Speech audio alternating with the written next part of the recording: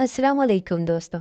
रावलपिंडी की जेल में 25 साल कैद बामुशक्कत आने वाली खातून ने कैद के 14 साल बाद 3 बच्चों को जन्म दे दिया। बच्चों के बाप का पता लगाने के लिए जब उनके डीएनए टेस्ट करवाए गए तो सबके होश उड़ गए। उन बच्चों को बाप को एक नहीं बल्कि तीन तीन लोग। तौबा तौबा। जज साहब की आवाज़ कमरे अदालत में गूंजी थी। मोहतरमा, क्या आपको अपना गुनाह कबूल है?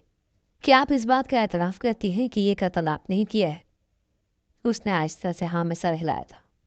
जज साहब की आवाज़ दोबारा गूंजी थी। मोहतरमा, अपने मुंह से अपना गुनाह कबूल कीजिए। उसने एक नज़र कमरे अदालत में बैठे लोगों पर डाली थी, जिसमें बहुत से चेहरे जाने पहचाने थे, जो उस वक्त उसे नफरत और एकारत की नज़रों से देख रहे थे। फिर उसने एक नज़र जज साहब पर डाली और आहिस्तगी से कहा, जी हाँ, मुझे अपना गुनाह कबूल है। ये कत्ल मैंने ही किया है। सामने बैठे वकील के चेहरे पर मुस्कुराहट आई थी, जैसे वो कोई बहुत बड़ी जंग जीत गया। जंग ही तो जीता था। उसने शाजिया वक़ार को गुनहगार साबित कर दिया था।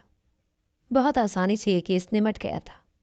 शाजिया वक़ार के सामने माइक लगा हुआ था, जिसकी वजह से उसकी ये आहिस्ता आवाज़ भी पूरी अदालत को सुनाई दी थी, और वहाँ पर मौजूद सब लोगों ने ही सुना था।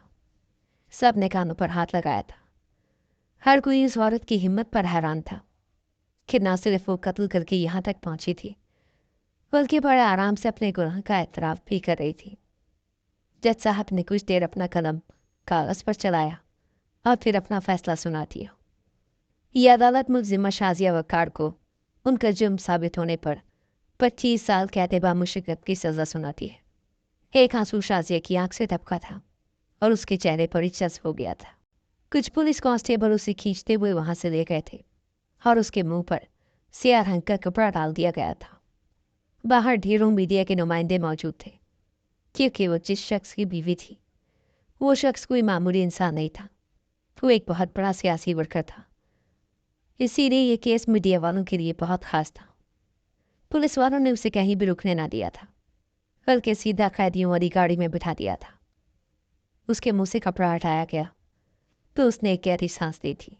22 साल की उम्र में वो 25 साल कैद बामुशक्कत की सज़ा पाकर जेल की सलाखों के पीछे जा रही थी। लेकिन ना कोई पछतावा था और ना ही कोई उम्मीद, ना ही भागने का कोई इरादा था और ना ही जिंदगी की कोई जस्तजू। उसके लिए सब कुछ खत्म हो चुका था। अब बस उसे वो सांसें गिननी थी जो रब ने उसके लिए लिख दी थी। जैसे ही वो जेल के दरवाजे पर पहुंची तो एक रिपोर्टर बहुत तेजी से उसकी तरफ बढ़ी थी। वो शायद उसी की मुंतज़िर थी। फौरन माइक उसकी तरफ बढ़ाकर उससे बात करनी चाहिए, लेकिन पुलिस वालों को सख्त हिदायत थी कि शाजिया वक़ार का कोई इंटरव्यू मीडिया पर नहीं आना चाहिए। हर कोई चाहता था कि ये मामला बस ख़त्म हो जाए और मज़ीद खबरों की ज़ीनत ना बने। इसीलिए उसे वो इंटरव्यू ना देने दिया गया।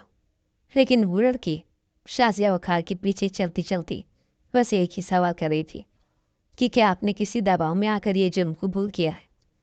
क्या किसी ने आपको मजबूर किया है? उसके सवालों पर शाजिया की आंखों से आंसू बहते चले गए थे, लेकिन उसने पलट कर कोई जवाब नहीं दिया था। और फिर पुलिस वाले उस मीडिया रिपोर्टर से झगड़ने लगे थे, यहाँ तक कि शाजिया उस रिपोर्टर की नज़रों से दूर हो गई थी और वो अपना माइक पकड़े अपनी जगह खड़ी रह गई थी। इस केस में उस लड़की को बहुत दिलचस्पी थी, क्योंकि उसकी नज़र में कहानी वो नहीं थी जो नज़र आ रही थी, और जो कहानी वो जानना चाहती थी वो उसे जानने का मौका नहीं मिल रहा था। रिपोर्टर एक बहुत छोटे से चैनल की आम सी रिपोर्टर थी, लेकिन इस केस के जरिए से खास बनना चाहती थी, मगर उसे मौका ही नहीं मिल सका था। थकी हारी सी वो वापस अपनी गाड़ी तक पहुंची थी, जहां कैमरामैन भी नाकाम से खड़ा था। कहने लगा, मैडम, ये सब कोशिशें बेसूद हैं। ना ही आपकी तरक्की होगी, ना ही हमारा चैनल ऊपर जाएगा। हमें किसी और जगह नौकरी के लिए अप्लाई करना चाहिए। ये सुनकर महामलिक मुस्कुराई थी। वो कहने लगी, चैनल भी ऊपर जाएगा और हम तरक्की भी करेंगे, बस कोई स्टोरी हाथ आने दो। वैसे तो शाजिया वक़ार की स्टोरी में बड़ा दम है, लेकिन ना ही कोई उससे बात करने देता है और ना ही वो खुद मुँह खोलती है। अजीब लड़की है, खुद अपने मुंह से अपना गुनाह कबूल करके बैठी। अगर ये खुद हामी ना भरती तो अभी ये केस सालों लटकना था, और फिर हमें भी कोई ना कोई मौका मिल ही जाता और हमारे भी मज़े हो जाते। माँ मुँह बिगाड़ती हुई गाड़ी में बैठ गई थी और वापसी दफ्तर का सफर शुरू हो गया था। लेकिन दफ्तर पहुंचते ही बॉस ने उसे अपने कमरे में बुलाया और बहुत ज़्यादा झाड़ पिलाई।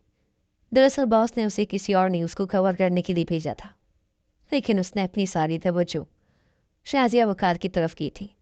उसे यकीन था कि इस केस में कोई न कोई ऐसी बात ज़रूर है जिसके सामने आने से हलचल मच सकती है, और वो ये हलचल अपने चैनल के ज़रिए मचाना चाहती थी।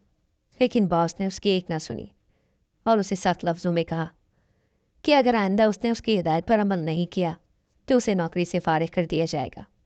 वो थकी हारी से अपने कैबिन में बैठ गई। उसके सामने शाजिया वकार की केस की तफसीलात रखी हुई थी। किसी वकील की तरह एक छोटी से छोटी बात भी उसने अपने सामने नोट्स के तौर पर लिखी हुई थी।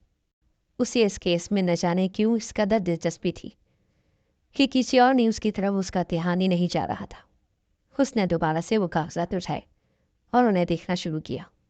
शाजिया वकार एक 22 साल की लड़की थी जिस पर कत्ल का जुर्म आयद किया गया था। उसके खिलाफ कोई खास सबूत नहीं थे और न ही कोई गवाह था, लेकिन मौके पर सिर्फ वही थी, इसीलिए उसे गिरफ्तार किया गया था। और फिर उसने अपने मुंह से अपना जुर्म कबूल करके इस केस को बिल्कुल ही आसान बना दिया था। और यही बात उसे खटक रही थी कि कोई भी लड़की इतनी आसानी से अपना जुर्म कैसे कबूल कर सकती है, खासकर उस वक्त जब वो इतनी कम उम्र हो कि उसके सामने पहाड़ जैसी जिंदगी पड़ी हो और वो 25 साल के लिए जेल में चली जाए। माहा का इरादा किसी और केस पर काम करने का हरगिज़ भी नहीं था। वो अब भी इसी केस के हवाले से सोच रही थी। इसीलिए जैसे ही दफ्तर से छुट्टी हुई तो वो शाजिया के पते पर पहुंच गई। उसने अपना आईडी कार्ड गले में डाल दिया था और दरवाज़ा बजाया था। कुछ ही देर बाद दरवाज़ा खुला तो एक सख्त चेहरे वाली औरत दरवाजे पर आई और घूर कर उसे देखने लगी। जैसे ही उसकी नज़र आईडी कार्ड पर पड़ी तो उसने हाथ जोड़ दिए, कहने लगी, शाजिया को सज़ा हो चुकी है, वो जेल चली गई है। अब आप लोग हमें सज़ा देना बंद करते हैं, हमारी ज़िंदगी अजीरन ना करें। इससे पहले कि वो दरवाज़ा बंद करती, माहा ने दरवाजे पर हाथ रख दिया और कहने लगी, मुझे लगता है कि शाजिया बेकसूर है, इसीलिए मैं आपसे बात करना चाहती हूँ। फिर आपकी तस्वीर चैनल पर आएगी तो आप भी मशहूर हो जाएंगी। वो औरत जिसे हरगिज़ भी माहा में कोई दिलचस्पी नहीं थी एकदम ही चौंक गई। कहने लगी, सच बताओ, मैं टीवी पर आऊँगी? माहा ने हाँ में साले लाया तो उसने दरवाज़ा खोल दिया और उसे अंदर आने दिया। फिर जल्दी जल्दी खुद तैयार होने लगी जैसे किसी प्राइम टाइम शो की एंकर हो। माहा ने अपने मोबाइल का कैमरा ऑन किया और रिकॉर्डिंग शुरू कर दी और सवाल जवाब का सिलसिला भी। शाजिया वकार के हवाले से हर छोटी से छोटी बात वो जानना चाहती थी, और जिस औरत के दरवाजे पर वो आई थी वो शाजिया की भाभी थी। ही शाजिया का मैका था जहाँ उसके भाई भाभी के अलावा और कोई नहीं था। उसकी भाभी सच दच कर सामने आकर बैठ गई और हाथ चला चला कर शाजिया की बुराइयों में ज़मीन और आसमान एक कर रही थी। शाजिया की भाभी कहने लगी कि शाजिया हमेशा से ही एक आवारा और बच्चन लड़की थी। उसके माँ बाप बचपन में ही गुजर गए थे। भाई का नौकरी से फुर्सत नहीं थी। जैसे ही भाई घर से निकलता, शाजिया आवारागर्दी शुरू कर देती। उस पर नजर रखने के खातिर उसके भाई ने जल्दबाजी में मुझसे शादी कर ली थी, लेकिन शाजिया पर मेरा जोर कहाँ चलता था। मैं उसे जितना घर में बिठाना चाहती थी उसके कदम उतना ही दरवाजे के बाहर पड़ते थे, और उसके आवारागर्दी के नतीजे में ही उसे मोहब्बत हो गई थी। और जिस शख्स से उसे मोहब्बत हुई उसके साथ ही उसने हमारी मर्जी के बगैर शादी कर दी। शाजिया के किरदार के बारे में तो ये मोहल्ला भी अच्छी तरह जानता है कि कैसे वो बार बार बहाने बहाने से घर से बाहर निकलती थी। अब अगर औरत इतनी आवारा होगी तो फिर शादीशुदा जिंदगी में कहाँ उसकी निभ सकेगी। शौहर ऐसी बातों को कहाँ बर्दाश्त करता है। बस शायद इसी वजह से दोनों के दरमियान कोई बात हुई होगी, और फिर वो हो गया जिसका पर हम तस्वुर भी नहीं कर सकते थे। कानों को हाथ लगाती शाजिया की भाभी कहने लगी, मेरी नंद तो बड़ी जीदार औरत निकली। हर कोई उसे मासूम समझता था, लेकिन देखो कैसे अपने ही शौहर को कत्ल कर बैठी है, और अदालत में खुद अपने मुंह से अपना गुनाह उसने कबूल भी किया है। तो अब इससे ज़्यादा हम क्या कह सकते हैं। शाजिया की भाभी ने हाथ छाड़कर अपना इंटरव्यू मुकम्मल किया था और माहा ने कैमरा बंद कर दिया था। ये सब वो बातें थी जो उसे पहले से पता थी। उसकी भाभी ने कोई नई बात ना कही थी। फिर शाजिया की भाभी पूछने लगी, मुझे शो का टाइम तो बता दे ताकि मोहल्ले वालों को बता सकूं कि मैं टीवी पर आने वाली हूँ। माँ कहने लगी। मैं आपको फ़ोन करके बता दूंगी। और फिर वहाँ से निकल आई। अपना मोबाइल उसने कार की सीट पर पटका था और गुस्से में ड्राइव करने लगी थी। वो जितना इस मामले को जानने की कोशिश कर रही थी उतना ही घूम फिर कर उसी मकाम पर आ जाती थी जहाँ से वो शुरू करती थी। ये सब वही बातें थी जो पिछले 1 महीने में उसने 1000 बार लोगों के मुंह से सुन ली थी। जो वो सुनना चाहती थी वो कोई बताना नहीं चाहता था। अगले दिन वो ऑफिस गई तो उसे पता चला कि उसकी नौकरी खत्म हो गई है। दरअसल जिस न्यूज़ को कवर करने के लिए उसे भेजा गया था दूसरे चैनल ने उसे बड़े शानदार तरीके से ब्रेक किया था और रेटिंग्स भी बहुत अच्छी ले गया था। उसके बॉस ने गुस्से में उसे निकाल दिया था। महा को इस नौकरी में वैसे भी कुछ ज़्यादा हासिल नहीं था, इसीलिए उसने नौकरी छोड़ दी और दूसरा चैनल ज्वाइन कर दिया। दूसरे चैनल वालों ने उसे बाहर मुल्क भिजवा दिया और वो वहाँ काम करने लगी। फिर धीरे धीरे उसके जहन से शाजिया वक़ार पूरी तरह से महू हो गई।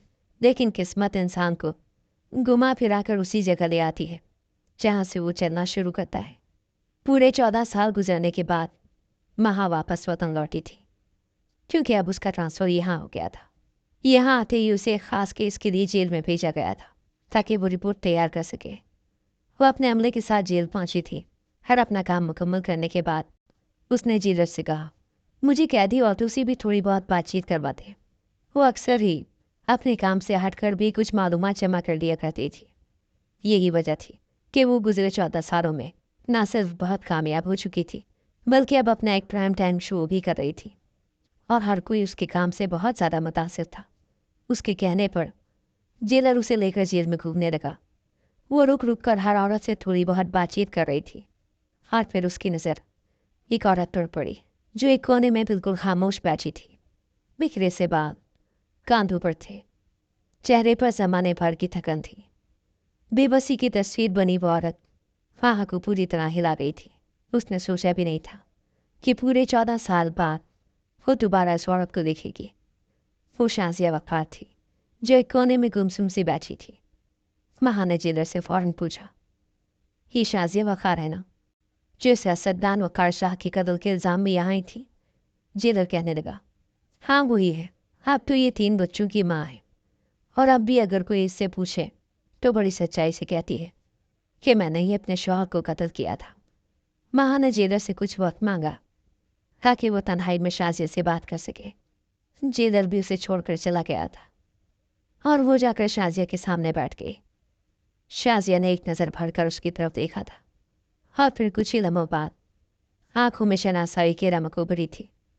शाजिया भी उस रिपोर्टर को पहचान गई थी जो हर सूरत उसे बेगुनाह करार देने को तैयार थी। बहुत सालों बाद शाजिया के चेहरे पर एक मध्यम सी मुस्कुराहट जागी थी। शाजिया कहने लगी, आप फिर आ गई हैं। माँ को उम्मीद ही नहीं थी कि शाजिया को एक छोटी सी मुलाकात याद होगी, इसीलिए उसे खुशी हुई।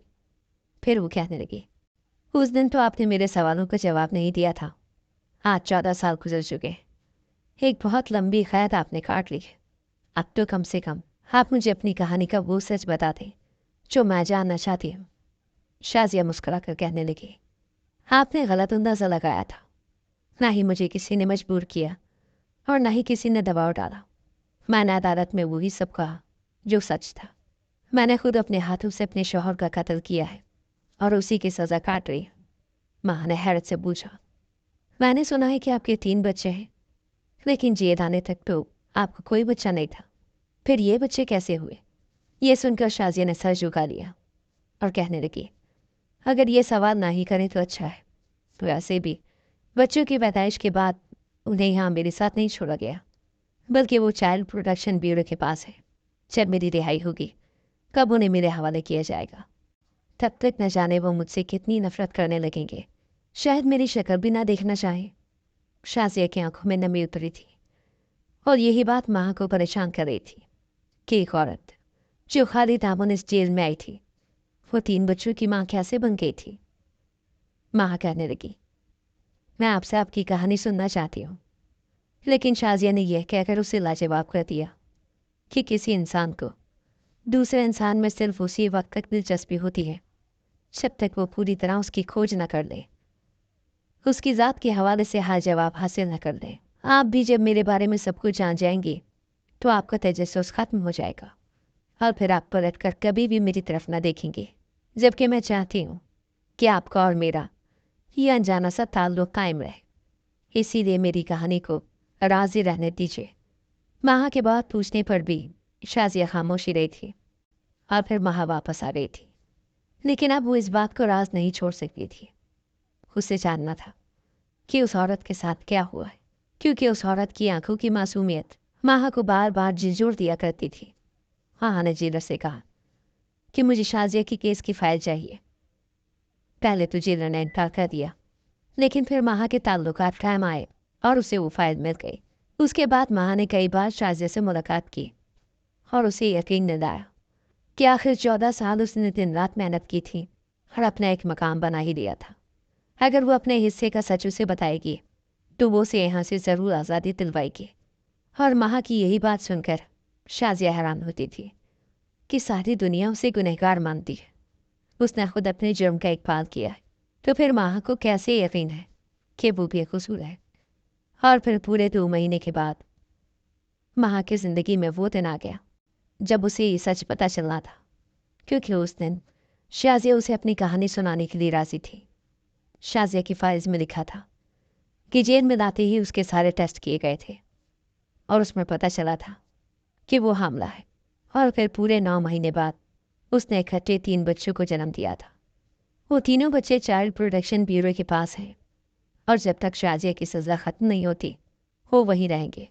अब इसका पूरा खुलासा तो शाजिया ही कर सकती थी कि इस बात में कितना सच था और कितना झूठ, क्योंकि जेल की अंधेरी दुनिया में वो सब कुछ भी मुमकिन था जिसके बारे में सोचना भी मुमकिन नहीं था। और माँ इस अंधेरी दुनिया के तकरीबन हर राज से ही वाकिफ हो चुकी थी।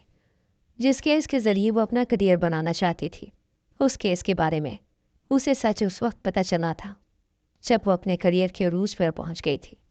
ये 14 साल उसने बहुत मेहनत से गुजारे थे, लेकिन इन 14 सालों में शाजिया पर क्या बीती थी ये बात शाजिया ही बता सकती थी। वो दोनों आमने सामने बैठी थी। माहा ने जेलर से एक लंबा वक्त मांगा था ताकि फुर्सत से वो एक दूसरे से सवाल जवाब कर सके। और फिर शाजिया वक़ार ने उसे अपनी कहानी सुनानी शुरू की। मेरा नाम शाजिया वक़ार है। मैंने एक मुतवस्सित घराने में आँख खोली। आम रिवायती घरों की तरह हमारे घर में भी बेटे को मुझ पर फ़ौक़ियत हासिल थी, यानी मेरा बड़ा भाई मेरे माँ बाप की आंखों का तारा था। उसकी छोटी ख्वाहिश होती या बड़ी, उसे अपनी ख्वाहिशों को मारना नहीं पड़ता था, क्योंकि उसकी ख्वाहिश पूरी करने के लिए मेरे अब्बा किसी भी हद तक चले जाते थे। अलबत्ता मैं बेची थी, इसीलिए हमेशा मैंने ही कुर्बानी दी थी। और इस बात पर मुझे कभी कोई एतराज़ भी नहीं था, क्योंकि मुझे भी अपने बड़े भाई से बहुत मोहब्बत थी। धीरे धीरे वक्त गुजरता गया और हम बड़े होते चले गए।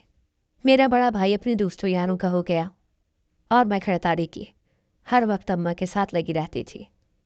अम्मा का जिगर का टुकड़ा बन गई थी। और फिर हमारी ज़िंदगी में वो वक्त आया जो अल्लाह किसी को भी ना दिखाए। मेरी माँ एक रात खामोशी से हमें छोड़कर चली गई। माँ का ना होना क्या होता है ये उस दिन मुझे समझ आया। मेरे घर में सिर्फ 2 ही मर्द रह गए थे, मेरा अब्बा और मेरा भाई, और उन दोनों के साथ मैं खुद को तन्हा महसूस करती थी, क्योंकि घर में कोई औरत नहीं थी जिससे मैं अपने दुख सुख बांट सकती, अपनी परेशानी शेयर करती। कोई भी मसला होता तो मैं भाग भाग कर पड़ोस में जाती और लोगों से पूछती कि अब क्या करूं, कैसे करूं। और फिर उन्हीं दिनों पड़ोस वाला लड़का मेरे साथ कुछ अजीबोगरीब हरकतें करने लगा। उस वक्त मैं कोई 15 साल की लड़की थी, जिसके लिए बहुत सारी चीज़ें एक बंद ताले की तरह थी, यानी बहुत सी चीज़ों का मुझे इल्म ही नहीं था। इसीलिए जब वो लड़का मेरे करीब आता, मुझे छूने की कोशिश करता और बहाने बहाने से बात करते हुए मुझे बुरी तरह से टच करता, तो मैं घबरा जाती, मेरे पसीने छूटने लगते। लेकिन मैं समझ न पाती कि वो ये सब जानबूझकर करता है या फिर यूं ही बात करते करते उसका हाथ लग जाता है। लेकिन एक दिन जब वो इसी तरह से मुझे छूने की कोशिश करने लगा तो उसकी अम्मा ने देख लिया। बजाय इसके कि अपने बेटे को समझाती, उन्होंने मुझे बुरा भला कहा और अपने घर से निकाल दिया। पूरे मोहल्ले में मुझे बदनाम किया, बदकारी का इल्ज़ाम लगाया। ये कहा कि मैं उनके बेटे को बहकाना चाहती थी। मोहल्ले वालों ने जो सुना उस पर मनोवन यकीन कर लिया यहाँ तक कि मेरे भाई ने भी। उसने मेरे साथ उस दिन मारपीट की। मेरा कोई कसूर नहीं था, लेकिन फिर भी मैं अपने भाई से पिट कर सारी रात रोती रही। फिर मैंने पड़ोस में जाना छोड़ दिया। उल्टा सीधा जो समझ में आता उसी तरह खाना भी बनाती, घर के काम भी करती और फिर अपने कमरे में बंद हो जाती। मैंने तो भाई का सामना करना ही छोड़ दिया था। लेकिन फिर एक वक्त आया कि अब्बा भी हमें छोड़कर चले गए और हम दोनों बहन भाई रह गए। फिर तो मैंने पूरी तरह ही अपने आप को घर में कैद कर लिया। ज़रूरत के तहत घर से निकलती तो उसमें भी लोग आवारा की आवाज़ें कसते और मैं घबरा कर वापस दौड़ी घर चली आती। भाई के दोस्त न जाने उनसे मेरे बारे में क्या कुछ कहते कि भाई ने मेरे ऊपर बहुत ज़्यादा सख्ती शुरू कर दी थी। और फिर एक दिन तो उन्होंने शादी ही कर ली, जबकि वो कुछ खास कमाते भी ना थे। कहने लगे कि तेरी भाभी तुझ पर नज़र रखेगी तो तेरे पैरों में लगाम डालेगी, जबकि मैं तो बिला वजह घर से बाहर निकलती ही नहीं थी। भाई के बाद मैं भाभी के रहमो करम पर हो गई। वो इंतहाई बुरी औरत थी, हमेशा मारपीट करती, सारे घर का काम मुझसे करवाती और भाई के आते ही मेरी झूठी सच्ची शिकायतें लगाती। साथ ही उन्होंने मोहल्ले में भी मुझे बदनाम करना शुरू कर दिया था। वो अक्सर सबको कहती कि रात के अंधेरे में मुझसे मिलने मेरे आशिक आते। ये सब झूठ था, लेकिन मैं खुद को कभी सच्चा साबित नहीं कर सकी। मुझे हमेशा से यही पता था कि जिस दिन मैं सच कहूँगी उस दिन मुझे मार पड़ेगी, क्योंकि जब जब मैंने भाभी के खिलाफ अपना सच रखना चाहा था तब तब भाई ने मुझे ठंडों से मारा था। इसीलिए मैंने सच बोलना छोड़ ही दिया था।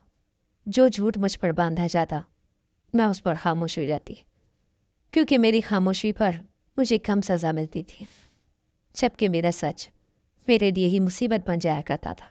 और फिर ऐसे ही मेरी ज़िंदगी में वकार शाह आया। वो मेरा कुछ नहीं लगता था, ना ही मैं उसे जानती थी। बस एक रोज़ मैं भाभी के काम से बाजार गई थी और वहीं वो किसी सर्वे के लिए आया था। उसकी नज़र मुझ पर पड़ गई थी। मैं 17-18 साल की खूबसूरत जवान लड़की हो चुकी थी। वो मुझ पर फिदा हुआ और मेरे लिए रिश्ता भेज दिया। उस वक्त उसका सियासी करियर शुरू हुआ था। वो बहुत ज़्यादा मशहूर नहीं था, लेकिन पैसे वाला था, और उसका पैसा देखते हुए ही भाभी के कहने पर भाई ने मुझे उसके साथ रुखसत कर दिया। सब समझते हैं कि ये मोहब्बत की शादी थी, लेकिन ये मोहब्बत की शादी नहीं थी, क्योंकि ये शादी मेरी मर्ज़ी से नहीं बल्कि मेरी भाभी की मर्ज़ी से हुई थी। मैंने अपनी नई ज़िंदगी ये सोचकर शुरू की कि जो शख्स मुझे इतनी मोहब्बत से रुखसत करवा कर ले जा रहा है वो मुझे इज्जत देगा। लेकिन ये मेरी गलतफहमी थी। वक़ार शाह एक अयाश किस्म का सियासतदान था, जो अपने सियासी ताल्लुकात के लिए किसी भी हद तक जा सकता था। और फिर मेरी ज़िंदगी में वो बदतरीन दिन आया जब मेरे शौहर ने अपने सियासी ताल्लुक को बरकरार रखने के लिए मुझे अपने एक इत्तेहादी के आगे पेश कर दिया। वो रात मेरी ज़िंदगी की भयानक तरीन रात थी। वो रात मेरी ज़िंदगी की भयानक तरीन रात थी जब मैं अपने शौहर की जगह किसी गैर मर्द की बाहों में थी, और बहुत ज़्यादा मजबूर थी, क्योंकि मेरे शौहर ने मुझे धमकी दी थी कि अगर मैंने कुछ भी उल्टा सीधा किया तो वो मेरी ज़िंदगी बर्बाद कर देगा, मेरे भाई भाभी को भी मरवा देगा। मेरे लिए मेरा भाई सब कुछ था। मेरे माँ बाप के जाने के बाद मैंने उसे ही बाप का दर्जा दिया था। मैं नहीं चाहती थी कि मेरी वजह से उसे कुछ हो, इसीलिए खामोशी इख्तियार कर ली। वो रात मैंने कांटों पर गुजारी, लेकिन उस रात के बाद मेरी ज़िंदगी पूरी तरह बदल गई।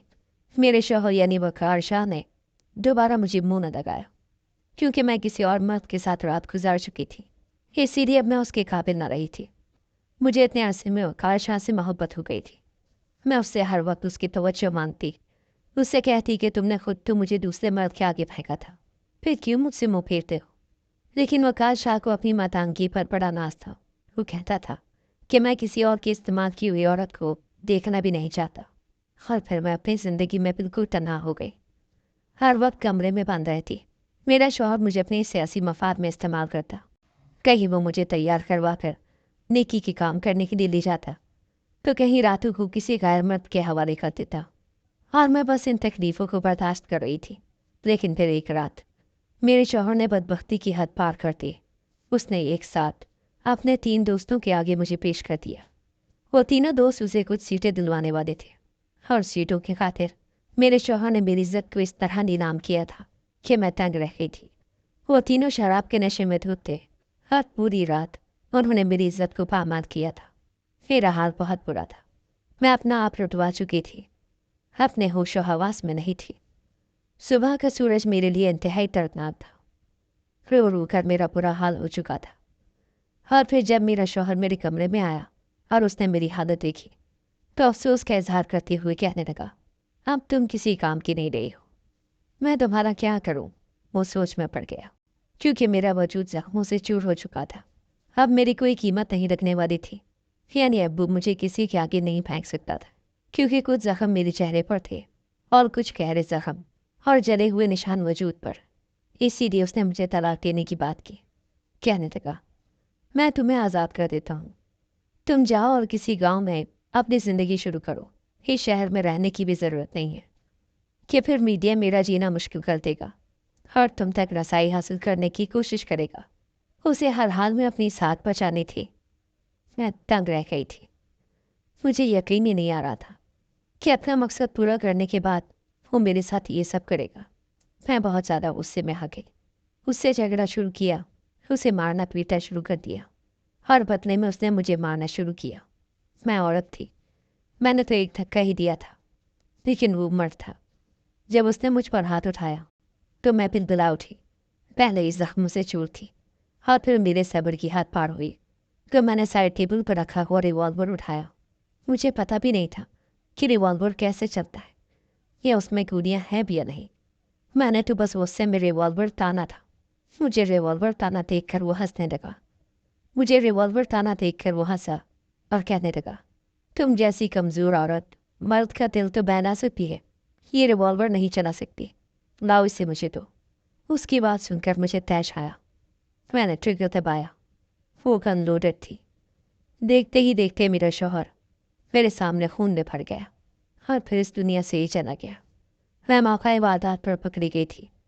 मुलाजिम ने गोली की आवाज़ सुनी थी और पिस्टल पर भी मेरी उंगलियों के निशानात थे। बहुत आराम से मुझे गिरफ्तार कर लिया गया था। अगर मैं चाहती तो अपने जुर्म पर इनकार कर सकती थी, इस केस को लंबा खींच सकती थी, लेकिन मेरे पास जीने की कोई वजह बची ही नहीं थी। भाई भाभी मुझे अपनाने को तैयार नहीं थे। भाभी तो वैसे ही मुझे बदकिरदार कहती थी और एक सियासतदान का कत्ल करने के बाद तो ये मीडिया मुझे जीने भी ना देता। इसीलिए मैंने जेल में पनाह लेना ही मुनासिब समझा और अपना जुर्म कबूल कर दिया। लेकिन जब जेल में दाखिले के वक्त मेरे सारे टेस्ट हुए तो मुझे पता चला कि मैं हामला हूँ और 3 बच्चों की माँ बनने वाली हूँ।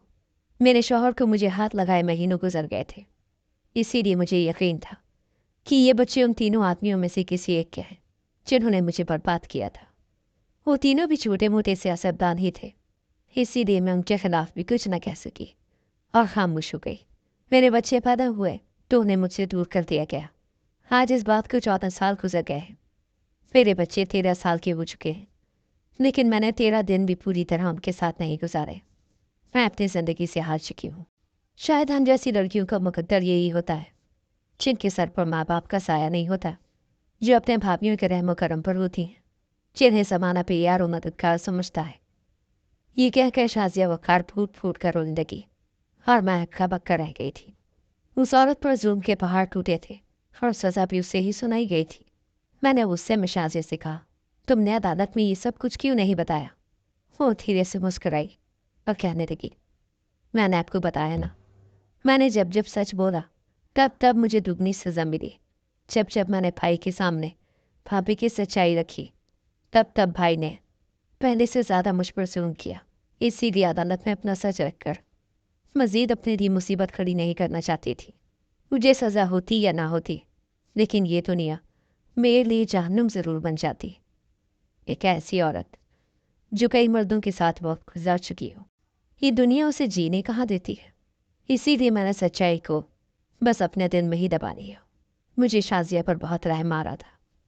मैं उसकी सच्चाई को साबित करना चाहती थी। इसीलिए केस रीओपन करवाने से पहले मैंने उसके बच्चों का डीएनए टेस्ट करवाना चाहा। जिन आदमियों का नाम उसने बताया था, मैंने किसी न किसी बहाने से उनके बाल हासिल किए और फिर डीएनए टेस्ट का सिलसिला शुरू हुआ। तब मुझे पता चला कि शाजिया के तीनों बच्चे किसी एक मर्द के नहीं, बल्कि उन तीनों में से एक एक के थे। एक ही रात में उन तीनों ने उसके साथ जुर्म किया था और तीनों से ही वो हमला हो गई थी। हर बच्चा एक अलग मर्द का था और ये बात बहुत ही हैरान कुन थी। साथ ही शाजिया की बेगुनाही का एक बड़ा सबूत भी थी। केस रीओपन हुआ तो मैंने हर सबूत खुद अदालत में पेश किया। शाजिया को मजबूर किया कि अब वो सच बोले। मैंने उसे यकीन दिलाया था कि हमेशा सच बोलने पर सज़ा नहीं होती, बल्कि कभी कभी सच बोलना हमें किसी बड़ी मुसीबत से निकाल देता है। तकरीबन 8 महीने शाजिया का केस चला था। मीडिया पर धूम मच गई थी। मैंने मुकम्मल तौर पर उसे सपोर्ट किया था और फिर वो दिन आ गया था जब शाजिया को ये कहकर बाइज्जत बरी कर दिया गया था कि उसने वो कत्ल सेल्फ डिफेंस में किया था, अपनी इज्जत को बचाने के लिए। शाजिया जेल की सलाखों से बाहर है। मैंने उसे अपने ही घर में पनाह दी है। उसके बच्चे उसे वापस मिल गए हैं।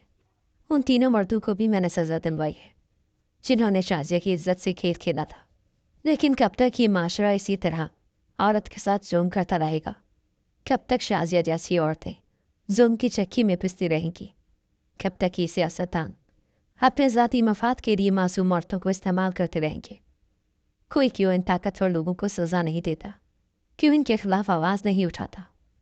हमारा कानून इतना कमज़ोर क्यों है कि ऐसे लोगों को सज़ा देते हुए डरता है? ये सवाल मैं आप लोगों से पूछती हूँ कि क्या हमेशा सच बोलने वालों को सज़ा ही मिलती है? क्या हमारे माशरे में सच बोलना इतना बड़ा गुनाह है कि शाजिया ने सालों ये सोचकर सच नहीं कहा कि उसे दुगनी सज़ा मिलेगी?